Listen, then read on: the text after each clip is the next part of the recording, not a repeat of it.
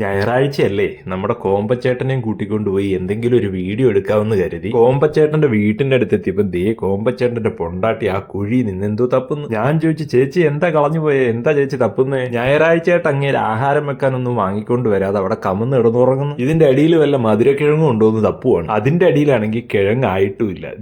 ഇത്തിരി പോന്ന കുഞ്ഞൻ കിഴങ്ങ്. പാവം ചേച്ചി. അങ്ങനെ ഞാൻ ആ ചേച്ചിയെയും കൂട്ടി കോമ്പച്ചേട്ടന്റെ വീട്ടിൽ ചെന്ന് കോമ്പച്ചേട്ടനെയും പൊക്കി തിരിച്ചു വരുന്ന വഴിക്ക് ഞാൻ ചോദിച്ചു, സൺഡേ ആയിട്ട് എന്തെങ്കിലും ആഹാരം വെക്കാൻ ആ ചേച്ചിക്ക് വാങ്ങി കൊടുത്തുകൂടായിരുന്നു? അത് അവൾ അപ്പുറത്തെ പറമ്പിൽ നിന്ന് കൊക്കോ എല്ലാം പറിച്ചോളൂ. കൊക്കോയോ? അതെന്താണ് സംഭവം? കൊക്കോ എന്ന് പറയുന്നത് ഈ ചേമ്പിനാണ് കേട്ടോ. ഞാൻ ചോദിച്ചു, ഇത് നിന്റെ പറമ്പാണോ?